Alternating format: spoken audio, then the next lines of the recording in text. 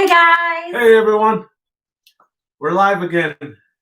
We figured out how to press that little button and make ourselves go on the screen. It actually is more challenging than it looks like. We're like, is it this button? Is it this button? Yeah, you definitely have to follow the correct steps. It says here we got about 15 seconds left. Oh no, we've been live for 15 seconds. So that's counting up. So if somebody is on here and we're not just talking to ourselves at 4 o'clock in the afternoon, please put something to that effect in the chat. Let us know you're here. You know, my sister's texting me. Oh, this is live. We're live. Can you hear us okay? Hello, Miss Hernandez. I said that all funny. Hello, hello. I can hear and see you. Oh, hello. Thank you so much. Thanks for being here, Miss Hernandez. Hey, Haven. How's it going, man? Haven, you're in Michigan, right? So we haven't really set up a time yet. We are still kind of like debating about times, trying to make it convenient for people. And last week we were going to do a live also, but we ended up getting stuck in Louisville. So we did not do a live. And so today we're like, we have to do it. We're trying to figure out time. What's the best time for everybody? So hopefully this time works. 4 o'clock. Yeah, so we bumped it up 2 hours from our previous one, which was 2 weeks ago. Hello, Simply Jan. She just came in. Hey, Simply Jan. Thanks for being here. Yeah. So there's some things that we kind of have planned to talk about, but if there's anything that you guys want to talk about, any questions you have, feel free to throw them in there. We want to say to you guys, Happy New Year. Hope it's been wonderful so far. Yeah. You know, it's only been a couple days, but we hope you're having a good new year. We're looking forward to a lot of new things, a lot of exciting things and plans that we're going to be talking about on this live stream. Yep, and Pete's Little Homestead. Hello, hello. Welcome in. Welcome, Pete. I've watched a lot of Pete's stuff, Pete's live streams.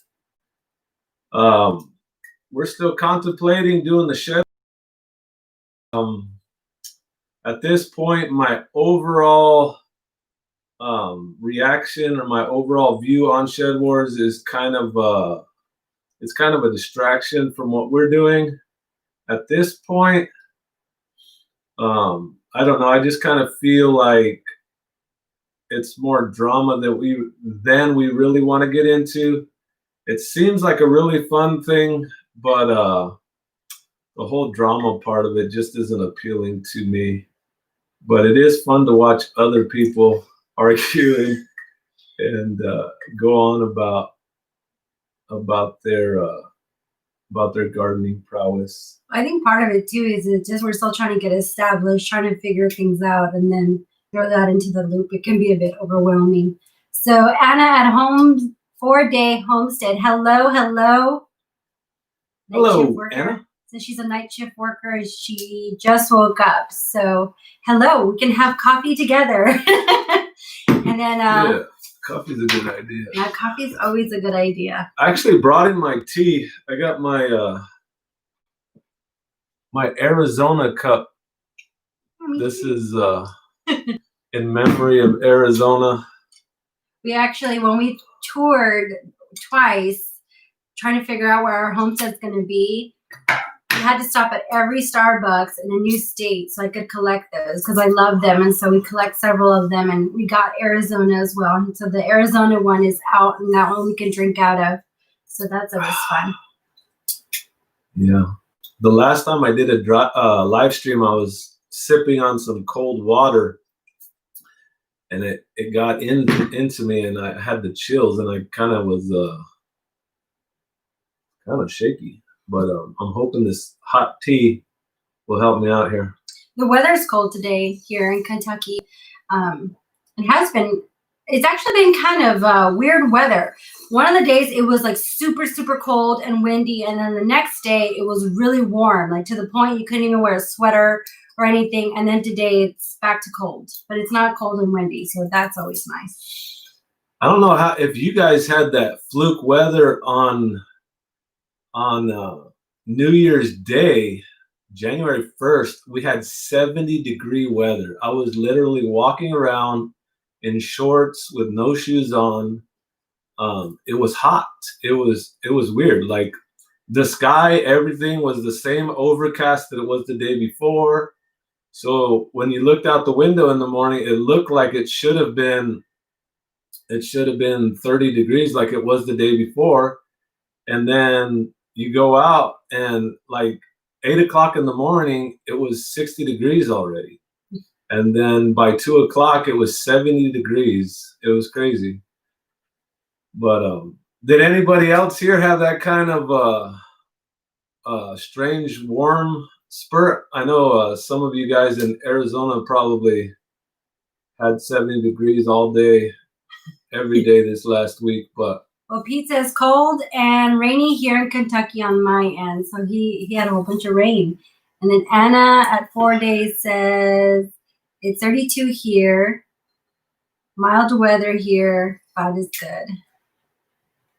Let me see. And then Simply Jan says we just had a major ice storm today. It melted, but the new year didn't start very well. Oh my goodness, that's scary. But you were just looking at something before we came in here about crazy weather. So, oh my goodness, Simply Jan, hopefully everything's okay and nothing got lost and destroyed is the word I'm looking for. Daniel, welcome to the live stream. Daniel with Copperhead Road. Yes, hello. Good to see you. Daniel, I been watching your stuff this week, and I meant to make you a moderator. I forgot to do that, but I ought to do that with Simply Jen too. I've seen her help other channels with moderating. So Simply Jen, that ice storm that you had, is that something that they expect to stick around for a little while? Because I know that it does take a while. It's probably good that kicked off. That was kind of noisy. She said we're all good, just broken branches. That's good. I'm glad. Hopefully nothing landed on anything, like a tree near the house or something. Yeah, around Christmas Day we had that really cold weather, but we didn't have enough moisture to really get a good collection of ice, so we didn't have any real problems. So thanks everyone for joining us. We did want to go through kind of a like an overall plan. I'm not sure which thumbnail it put up on the on your video, but the one that I wanted it to use was not my face going like this. It was actually supposed to be, it was actually a Google map of this map. And this is basically a rough sketch of our property. So I just wanted to kind of go over some details and point out some things. I know you guys watch our videos, and I guess we could do a video just like this, but the majority of the time you're looking at stuff. We call this our front yard right here. So this direction is north. This is a road, major road, and then this is a small road right here. So this is our property. It's 8 acres. The majority of the time we're filming in what we call the front yard, or the west portion of the yard. So this would be east over here. These are our 2 ponds that are on the lower part of the property. And then our property line on this east side is a tree line right here. So if you see camera shots toward a tree line, usually that's along the creek there. The property line is in that creek. So this is the house, and then this is a little carport, and then this here is the we call it the workshop. It was probably built to be more of like a garage. It has on this side of it, it has a car overhead door where somebody could pull up the pull your car into here, because the driveway comes up, and then you could come right into here. This all has like gravel in here, and I don't know if you can see that pin, but the backside has two doors that let me get my Sharpie. It has two barn doors. Let me get in the picture here. So it has two barn doors, and the person that built this had a tractor, and they would keep their tractor right here, and then the car could be in this area. So we're actually right now, we're sitting right here. The craft room was built into the right into the workshop. It's basically a interior room inside the workshop. So this area we left and made sure we gave it enough space so we could put a car in here if we wanted to in the future. I just wanted to give you guys kind of a layout. And then this is the tobacco barn. Right now we use about a quarter of it for the chickens and the rabbits. So that's where they're situated. And then just down the hill here, this is where the garden would be. We call that the market garden. So this is the layout that we currently have. So we've been talking about different things on this. If you have any questions, oh, it was a map, Anna. Thanks for that update. When I looked at it on my side, it was a picture of me. Yeah, and then I know Hernandez also said that it was my map. She texted me. Hey, come in here. So yeah, it was a good overview, because I know that today I had someone, someone called me, a friend from Tucson actually, and she was asking me about that. She's like, where's the craft room? Like, I see pictures of it, but where is it? It's just like a not stationary, a standalone like a building. she shed. Yeah, like a she shed. But no, actually, Paul did bless me, and when I mentioned I wanted a craft room, he said he would give up quite a bit of his workshop. Our workshop. Well, it's your space. That's the reason why I said your workshop. His space, so I can have my craft room. So that's where I'm at now. And then we have the RV too. That wasn't on there.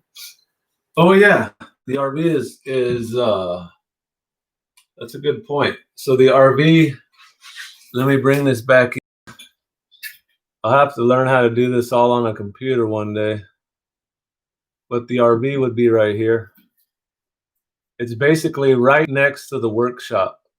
So if we were to go through the wall right behind you, the RV is right there. Unfortunately, the majority, our prevailing wind comes from like the southwest. It comes right through here, our prevailing wind. And a lot of times it would be nice if the wind would be coming this way from the east, because then the workshop would block it. But unfortunately it comes from this direction, and then sometimes we get it from the west also, the west side winds. But we haven't had winds that are too crazy, so I'm not sure if that actually shows up backwards to you as well, because when I look at it, it shows up backwards.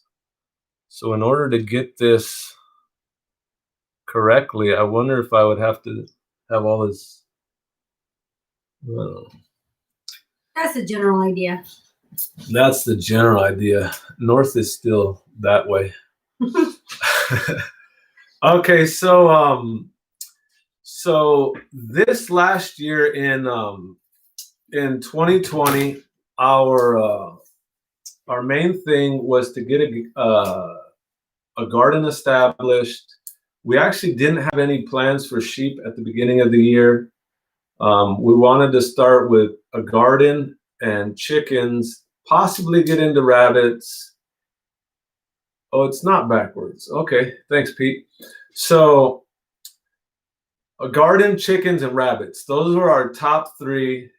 And then as an overall, it was to learn the property. And I mentioned this in our last live stream. So the this year, this last year, 2020 has come to an end, obviously, and I'm seeing the little spirally thing. I hope it's not messing up. So this last year, we were doing a lot of observation, a lot of things. We're learning things so that we could figure out what works, what we want to place in different areas long term. Now, I've done a lot of permaculture studying. If those of you aren't familiar with permaculture, I'm not going to type it in because then I got to get all the way up here. But I would encourage you to check out permaculture if you're not familiar with it. But one of the basic items in permaculture is what you have are called zones. So like, I'll come back to our map right here. So our zone 1 right now is a little different than it should be in the future. So our zone 1 would be right in here. That's closest to our living space. That's the area that we frequent and we are in the most often, which right now would be the RV. So in the future, it will be the house. That will be zone 1. And then zone 2, would be a broader circle. And then zone 3 would be even broader than that. Zone 4 would be even broader. So our main garden, you can see, is actually quite a bit a ways away. From here, from this point to here is probably about, from the house to here is probably about 400 feet. About a little over a football field length. So the chickens are here. I mentioned that before. They're in this corner of the barn, the chickens and the rabbits. So this is an area that we have to frequent at least twice a day. So this is, you want to turn off this noisy thing? So this is an area that we should be placing a lot closer.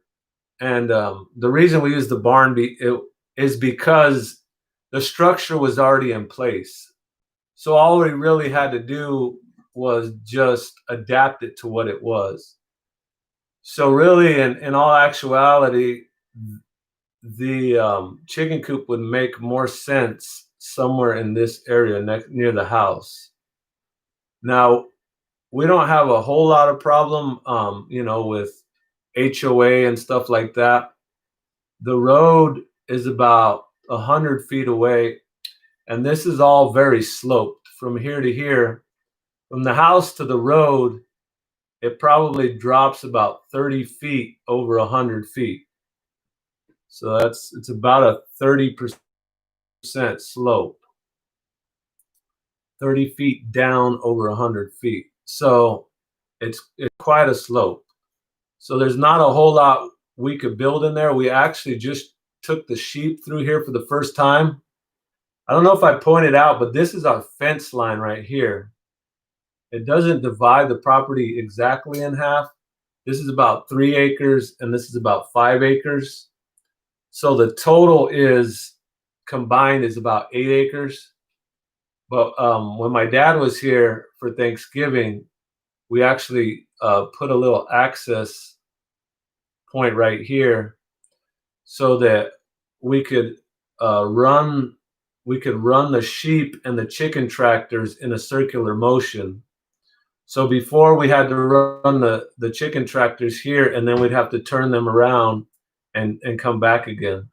Likewise with the sheep, we'd have to go and then we'd have to come back and then we would start here. So one of the videos I have the west end of the property paddocks, and it starts here. It goes 1, 2, 3, 4, 5, 6, 7, 8, and I point that out. Well, before what we had to do was, before we had this access point, once they got to this end, we had to drag the whole system back to 1 to start over. But now that we have that, we can just do a continuous circle. So that's something we've kind of already made adjustments for. This is our south property line. It's all tree lined. So we do kind of have an area right in here that has shade the majority of the day, except for early morning sun. This area will have shade the majority of the day. So we're doing a lot of permaculture planning right now. I spoke about the different zones. So one thing we're considering is moving the chickens closer. We're definitely going to be making a garden in this area. One thing that I will point out here is along this fence line, there's quite a few trees, and there's actually 2 very large pine trees here. And they're basically directly east of the house. So this area right here, this area to the east of the house, will have shade most of the day. This is an area that previously we've actually kind of put some walking paths in here. But previously, this area right here was kind of a garden area, and we found a lot of flowers and stuff that we didn't even know were there. So this is just kind of give you guys an image of what we're doing. I'm just going to show you a quick elevation layout. So the highest point in the property is basically right here. One of the reasons that we chose this property is because none of the other adjacent properties are uphill from us. So this property here, it actually, now I'm showing you water flow directions here. So the water would flow here, and this is actually the lowest point. So then the water flows down this way, and then it flows into the creek and flows this way. This is a creek right here. We have a little 1/3 acre in the corner that the creek kind of isolates to a certain degree, but the creek is very low. The majority of the time we can cross it by foot. There are sometimes it would be nice to have a little bridge there. So the water flow, like I said, from all these other properties, if it's coming from this eastern direction, it goes down into the creek. So this is our highest point. And then in this area right here, there's kind of a plateau. It's kind of a flat area, but this is still higher. So everything drains off this way as far as water goes. And if you're doing a new site, this is something that you want to evaluate. So from this point, all of this is downhill from this point. And then, like I said, from the house, I already pointed out the fact that from here to the street, from our house to the street is basically a 30% drop. So one thing that we're going to be working on, and I'll probably do a video of this shortly, is there's actually a little ravine here that runs, and then there's a culvert underneath the road, crosses the road, and it actually allows the water to run into the creek that's on the other side of the road. But this culvert here, there's basically like a little miniature valley there where this water will run down into that, but it's still sloped down toward the road here, toward this road. So these are some things that we're evaluating here. I made a video of capturing rainwater on top of the workshop roof, and we actually completed water catchment and added another rainwater collection for the east side, and we're looking for a way to pipe that up here and possibly set up a rainwater collection system here, because this is our highest point. And this is one other big element that we plan on adding this year is a pond right in this area. I believe this is the first time I'm mentioning this. But what that'll do is that will allow us to hold water on the highest point of our property. So I know that Anna shared earlier some of the things that are going on, the size and dimensions of her layout. And then we had Celtic Roots come in. So welcome, Celtic Roots Farm. Oh, there she is, too, looking at Anna's right now. And then if you scroll down just a little bit, I forgot what it was while you were talking. Scroll down. I wanted to see what I was just talking about the wind. Okay. And then Celtic Roots talked about there was an area that it gets wet and that only the tractor can go in there. And I know there's an area that we were actually just talking about that gets really wet, and it's kind of, I see it as dead land, not dead, but like a wetland is the word. When I go for my walk, I have to make sure to take my galoshes and stuff because it is super duper wet. And then Drop Family Garden, welcome. So they want to know if you have enough water to use a hydro generator in the stream. Yeah, so I'll bring this back up quickly. Sorry to block you out there. You're fine. Before you do that, Lala Farms, welcome as well. Go ahead, my love. Welcome to the channel, Lala Farms. Is this Rick or Little Rick?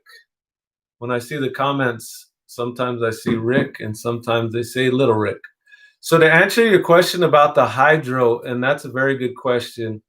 So the creek on our property where it cuts across right here, as well as here, the creek in this area is very low. I know it doesn't take much, but it also dries up at certain times. Like if we don't have rain for a week or two, it'll actually completely dry up.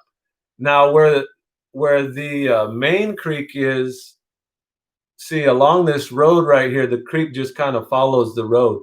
So it actually is picking up water from all these different sites.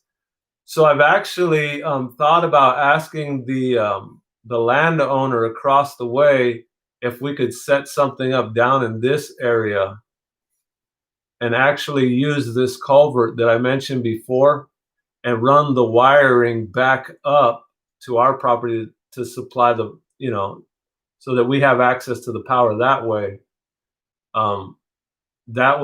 This area right here would actually make sense for hydro. And I've been doing some research on that. So that's a very good question. Hello, Whiskey and Sunshine. They came in. Hey, Whiskey and Sunshine. And it was Little Rick, you asked. Oh, it's Little Rick. Yeah. Yeah, so if you guys don't know, we're going to be on Lala Farms channel in February, the first week of February. I believe it's February 10th. So look for us on there. I'll post something again to remind you guys of that. Thank you all for being here, if I haven't said that already. Yeah. So Drop said Missouri wind and solar have huge hydro generators. Yeah, I am actually familiar with Missouri wind and solar. Remind me again, Jan, you're in Missouri, right? And Jan, if you're still on here, from Simply Jan. I think you asked for that last time too. I think she's in Missouri. But I do appreciate that drops for the reference there. Let's see. Okay, so it is caught up. So one of our we actually go through an annual like family meeting, and then we usually do one midway through the year in June. And one of the things that we were actually discussing this morning at the dinner table, we haven't done our official annual one, but we're kind of just brainstorming over kind of what we wanted to talk about. But one of the major things that we wanted to talk about was cutting our energy cost and finding ways to do that. So we don't have a whole lot of cost. I believe that I've made this statement that we've paid for our property. Our property's paid for. We were able to pay for that with the property that we sold in Arizona. So we don't have a mortgage payment.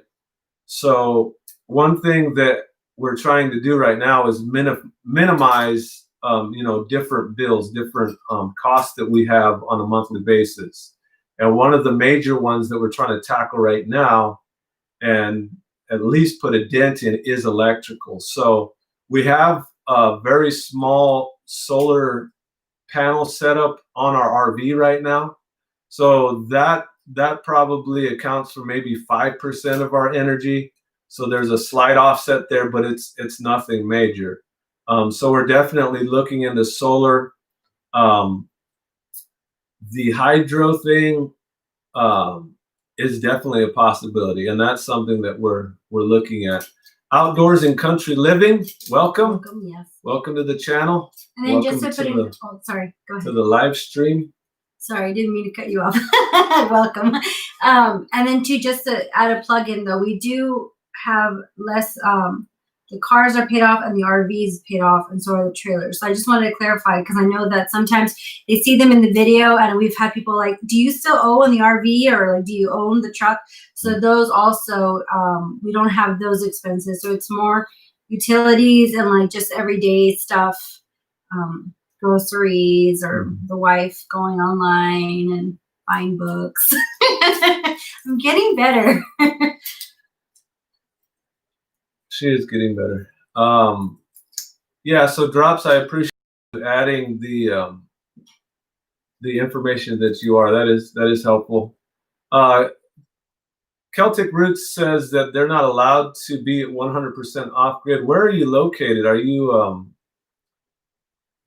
in Ireland, or are you in England, Great Britain? You can also have single phase or 3-phase when you add more MPP solar all-in-one units. Yes, Ms. Hernandez, I agree. Kindred spirits. Books are a must. Oh, so they're in New Hampshire. So I'll have to catch up on your channel, Celtic Roots. I appreciate you being here, and I'm actually kind of embarrassed to say I don't know your details very well, but that will change. Florida does not allow it either, complete off-grid, and that was from, it moved. From Lala Farms, yeah. So Lala Farms, I actually was going to mention Pete Canaris from Florida, and I love watching Pete Canaris. One of the things I was going to add here on this stream was a couple of YouTube channels that have really influenced us and kind of the decisions that we make, and helped us with planning and stuff that we're still researching and learning on. But Pete Canaris has some great things that he does.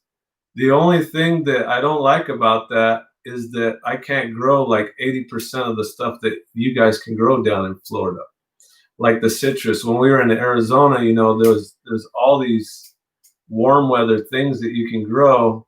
So if we don't have a greenhouse, they're just not options, which is kind of a bummer. But then, each place has its pros and its cons. So we can grow stuff that you can't, and you can grow stuff that we can't. But it's kind of frustrating, like I said, to see Pete and everything that he's able to do and not be able to do the majority of it. So one thing that we're really looking at is Perennial Edibles. Some things that we had this year that really did well was asparagus. I mentioned the asparagus in my strawberry video, but I plan to do an entire video just on asparagus, and it did really well. About a month ago, I took a few of the asparagus plants.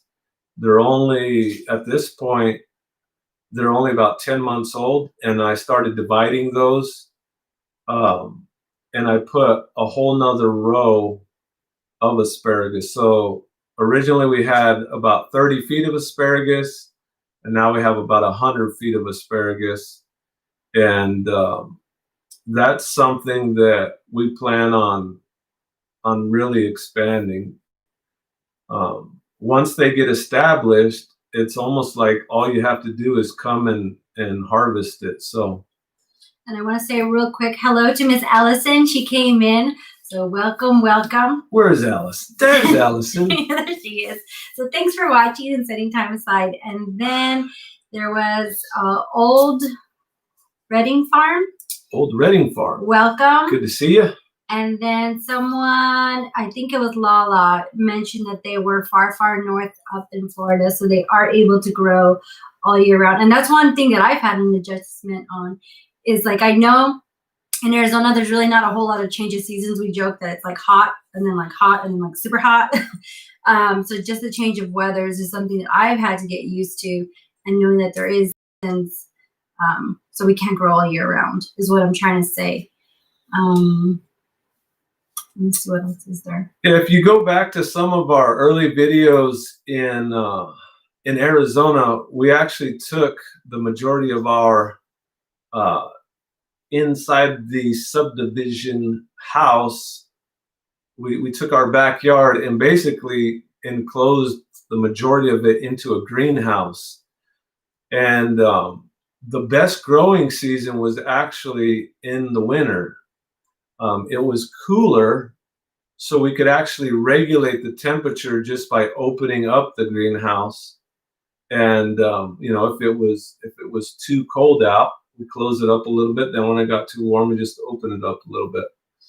But in the summer, we had to have it wide open, and it still collected a little too much heat. And one of the main reasons for having the greenhouse in Arizona was for the humidity, because a lot of the plants that we had there, they just dried out so fast because the humidity was so low. They had a hard time, especially citrus. Citrus has a hard time in very low humidity. And I know too, like I was talking to my dad the other day, and he was like, so can you grow all year round? Like, I know here you can, like, are you still growing stuff? And I had to be like, no, we got the garden prep for the winter and getting ready for next season, but we can't grow all year round. He's like, well, I was kind of confused. I'm like, I know, that's just learning the weather just as it comes. So Lala said, the humidity here is what allows us to grow all year. That's also what makes it so brutal in the summer. Yeah. We're learning about that humidity, that's for sure. I thought I missed something on Allison's. Oh, she just said she'll watch the whole thing later. Okay. Anna, you mentioned rhubarb and asparagus, but I want to key in on the rhubarb. I have not grown any rhubarb.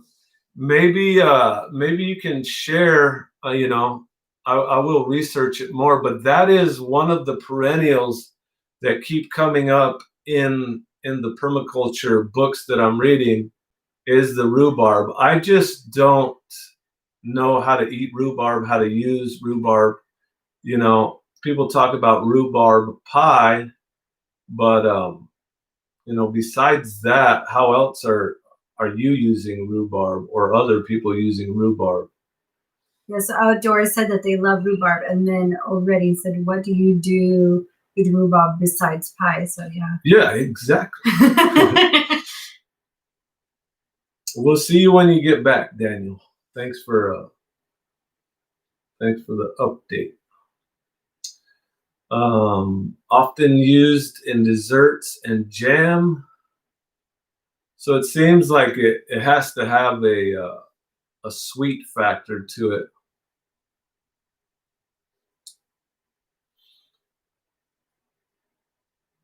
Yeah. So one reference that I want to throw out there. So we have 8 acres of property, and a lot of times when I'm going through a lot of these permaculture videos, I don't want to throw Justin Rhodes under the bus, but he mentions permaculture every once in a while, and he'll kind of just, I won't just key in on him, but a lot of people will take permaculture and they'll point out little different things like like interacting chickens, you know, permaculture chickens with your garden, and then they're both mutually beneficial. You know, you can feed your chickens from the garden, and then the chickens can prep the garden. So, you know, there's overlapping concepts there.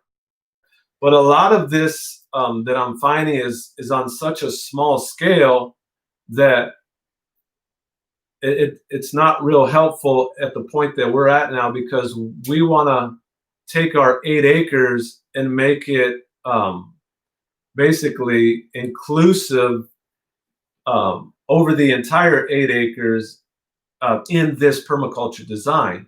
So that's one thing that we're trying to find. And one of the best references that I have found is a guy by the name of Mark Shepard. And I'll take a second and add his, excuse me for a second while I and while you type, I do want to put in, so you're not throwing Justin under the rug. He was just saying that on a smaller scale is good, but he needed more. He needed something else that could help out. So it's not that Justin does anything negative or anything. Just needed something more, which is Mark. Yeah, and I think Justin does a lot more, and he has plans. He just doesn't really explain them. But Mark Shepard doesn't have a YouTube channel. He doesn't really have a whole lot of web presence. If you Google him or you search his name on YouTube, you'll usually just find seminars. He did write a book. I actually just ordered the book. I had come across Mark about 3 years ago when I was still gathering as much information as I could for overall landscape permaculture design. One thing that I really like about Mark Shepard is he's at a large scale. You know, he's working a property that's 130 acres. So he's not just, a lot of these permaculture designs are like a quarter acre, or they're talking about urban permaculture, which I did urban permaculture, and I wholeheartedly agree with urban permaculture, and you should do as much as you can in the space that you're in. Larger space, and not only are we trying to plan for this space, but we're also trying to think larger for additional property that we may be working with or acquire. And another one of my major influences is Greg Judy. If you don't watch anything that Greg Judy does, I'll take a second and write that in too.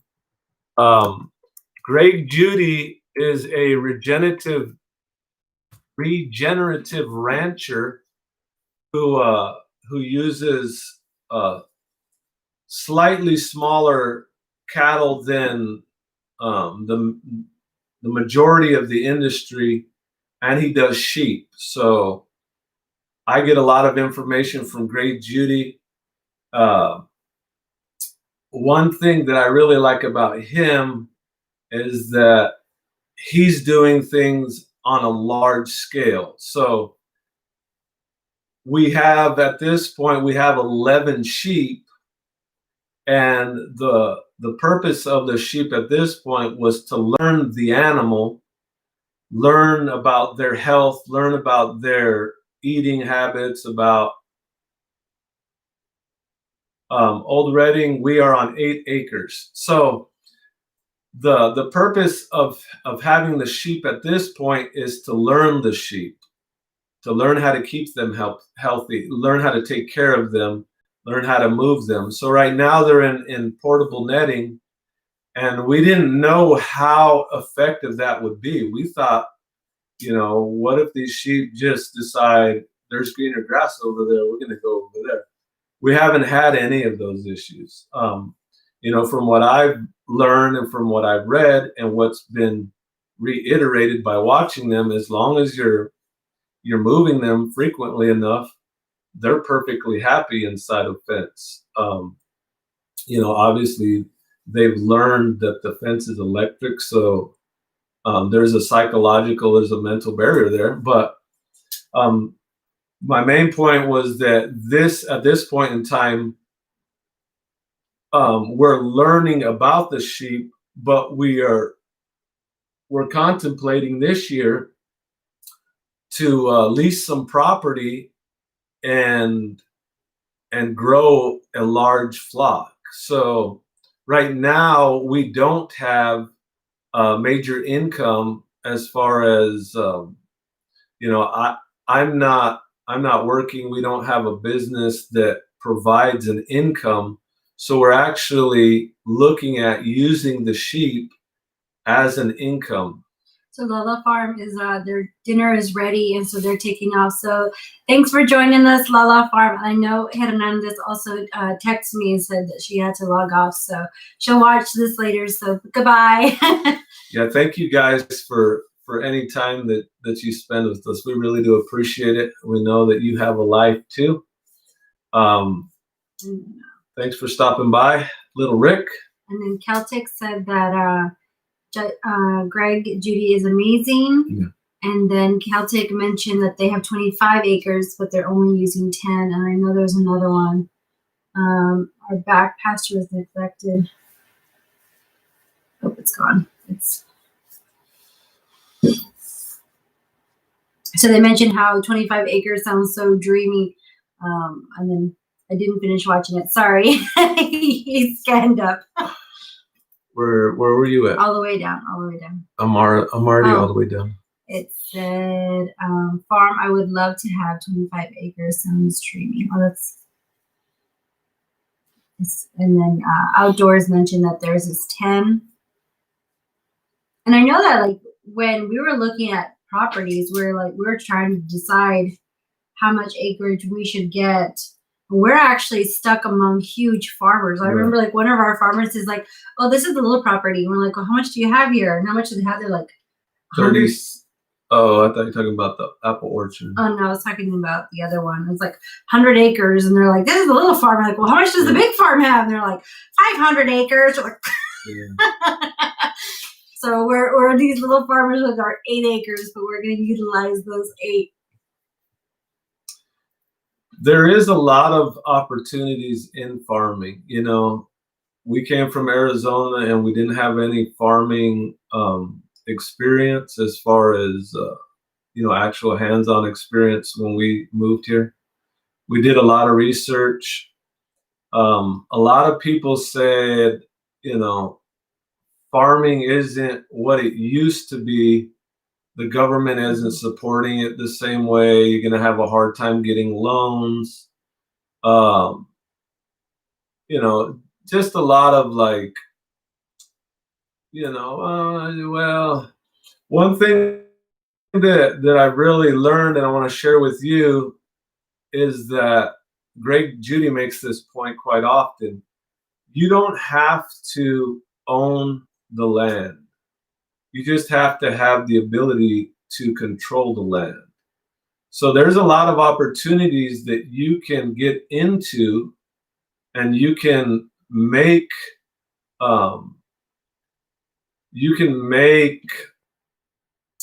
agreements, provisions, contracts with people that own that land, whether you lease it or you have an agreement that you're going to do a certain amount of work, a certain type of work. Maybe it's land management. One of my neighbors that I have, I'm working with him, clearing, taking care of trees that are around power lines, clearing trees around roads. And these are all things that we're working on in order to work on a future land agreement. So land use agreement.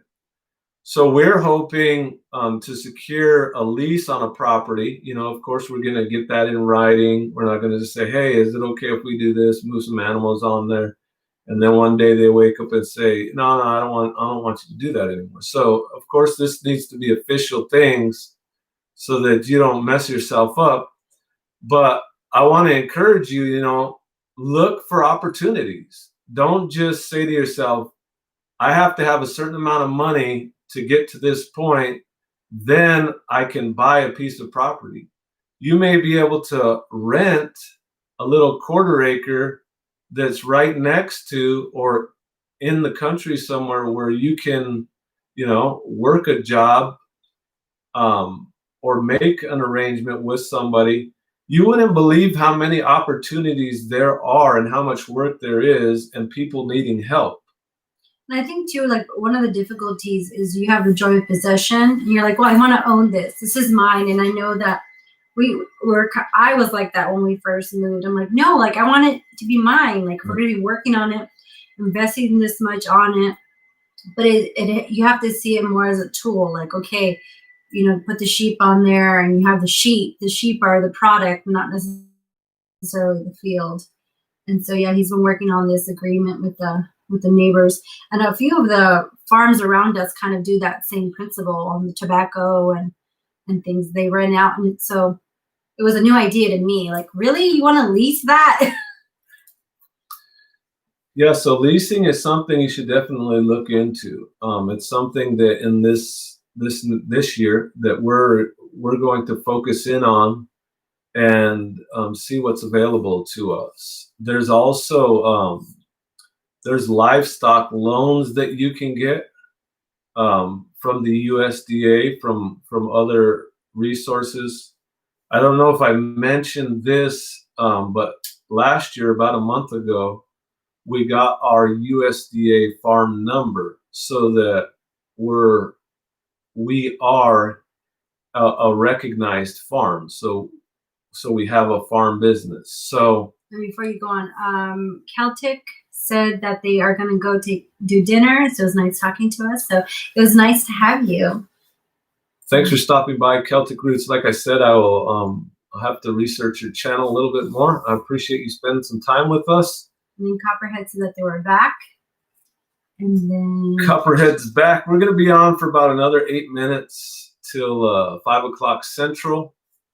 So like the last one, we're surprised how fast this went by. I looked down and I was like, oh, I was thinking maybe after 30 minutes we'd be kind of stuck on material. But I looked down and it's like 4:36. So I'm like, well, I guess longer. And I know Anna asked, what do we do with the sheep? And so we right now are mainly lawnmowers and doing nutrients and stuff back to the property. And then I know that eventually we've actually sold one. And so we had profit. And then we've talked about lamb burgers or euros. I want euros so bad. So sheep, the sheep that we raise outdoors and country living, ask the question, do you sell the sheep, the wool from the sheep, or are they meat sheep? So they are hair sheep, they're meat sheep. They're not wool sheep. So we don't have any wool options. We don't want wool sheep because we don't want the maintenance of shearing them and all that entails. And the research that I've done, I could be wrong. I'm not stating this to, put negative spin or anything. The research that I've done on wool is that it's just not cost effective. It's at a small time, for a small time herdsman, somebody who has sheep, it's hard for them to make money in wool. So it's just something that from the beginning we stayed away from. The wool sheep are a lot higher maintenance. I don't know if I mentioned this, but wool sheep, for whatever reason, I don't know if it's the genetics that have been bred, but wool sheep are a lot higher maintenance in the realm of parasites. You have to worm them about every 3 months. So the breeding program that we're working on right now, we just brought in a ram that's a St. Croix breed. I'll type that in here real quick. And the St. Croix has a very resilient internal system that makes them very parasite resistant. It's not that they don't get those parasites or those parasites aren't in the soil. They just they're more resistant to it.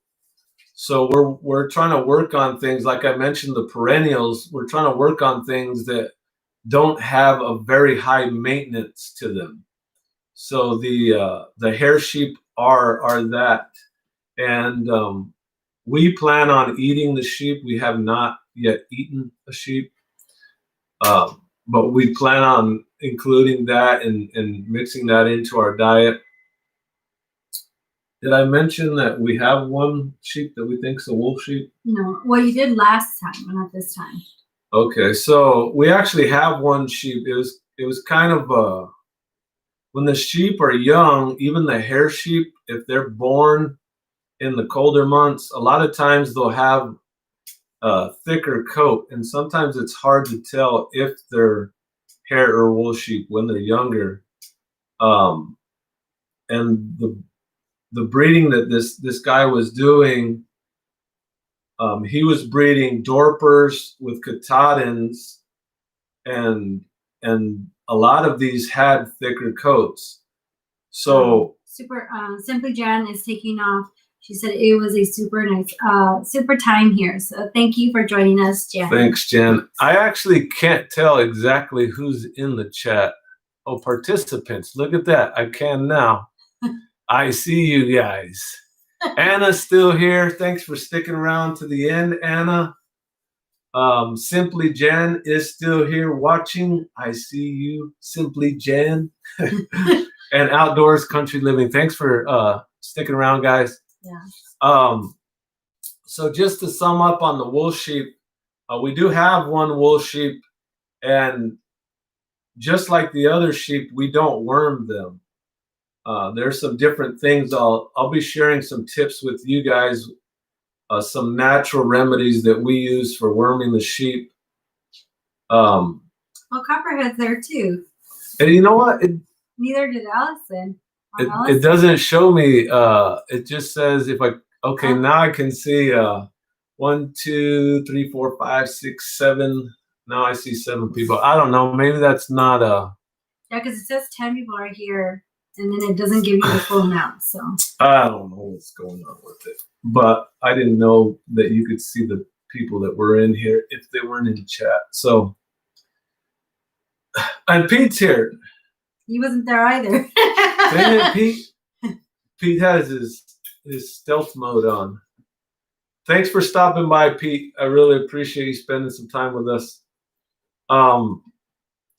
Yeah, so we'll be sharing some tips on some sheep. We really do think that is a possibility for our major income. Greg Judy's given us a lot of information. One thing that I'm considering is taking a permaculture design course, a PDC.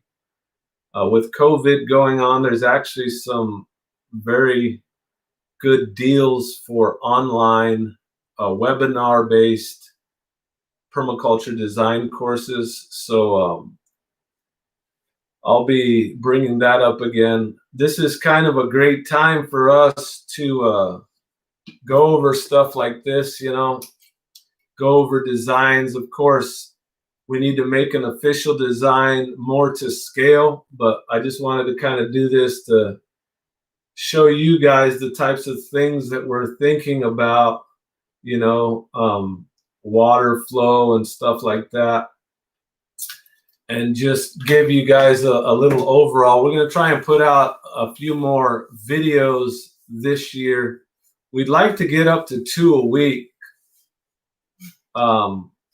As well as a live stream, but one a week seems to be a challenge. That's what I'm in a face. Yeah. And mention the participants are the ones that comment, so that's why it makes sense that the little beauty pictures and the comments are a little different. Okay. So thank you for explaining that. We didn't know. Drops and for then, the education. And Pete says I was listening and learning. Thank you, thank you. And then someone else mentioned Anna, so that they love our channel. Thank you guys for supporting us. And then let me see. She mentioned posting more. So yeah, as you were mentioning, Paul always tells me like we should put our numbers up. We should do more videos. I'm like, oh my goodness, like just to get one is a challenge by itself sometimes. So we'll see what this year brings. I noticed that during the winter we have more free time because he's not outside as much, but then it gets dark. Like I saw this meme and it made me laugh, and it says like I hate it when I look at it's in the middle of the night and I look at my watch and it's 6 o'clock and it's just saying like it gets dark so early that you feel like your day is done and it's not even done. So we have been having a hard time just getting videos out, and since I passed it over, I don't do as much as I should on the video. He was even saying the other day, like, you need to be doing videos too. I'm like, I know. Yeah, she actually was waiting on working on a craft room video, and this was going back probably to the end of January and February of last year. Now it feels weird saying last year, but January of 2020, when we were building the craft room, she was kind of waiting on some of her decor to get done before she did a final film of that. So that's one that we got to get out. Crazed Family Homestead, glad you stopped by. Thank you. Days are getting longer. Yeah, we're going. We're counting back up now.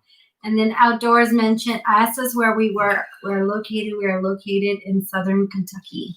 We're about 30 minutes east of Glasgow, Kentucky. If you want to look up Glasgow.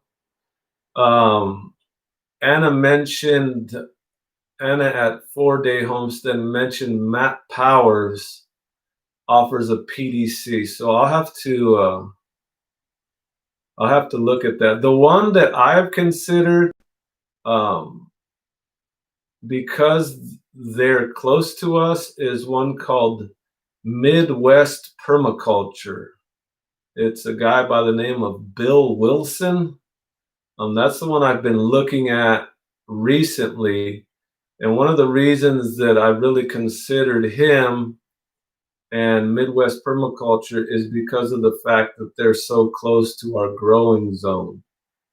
I believe they're in southern Illinois, if I'm not mistaken. And then Outdoors mentioned that they're in northern central Indiana. North central Indiana. I don't need to bother with the time. The time is coming on. The reason why I'm pressuring him is because I'm like, people might have other things to do. That's the only reason why. Time's flying because we don't have anything else to do. You guys might have something to do. So we're going to be respectful to your schedule. Yeah. Because your spouses are probably yelling, are you still watching those guys? Come on. When are they going to end? Yeah, Copperhead says, great chat, friends. Thank you, Copperhead. I appreciate that. Thanks for stopping by, Daniel. Yeah.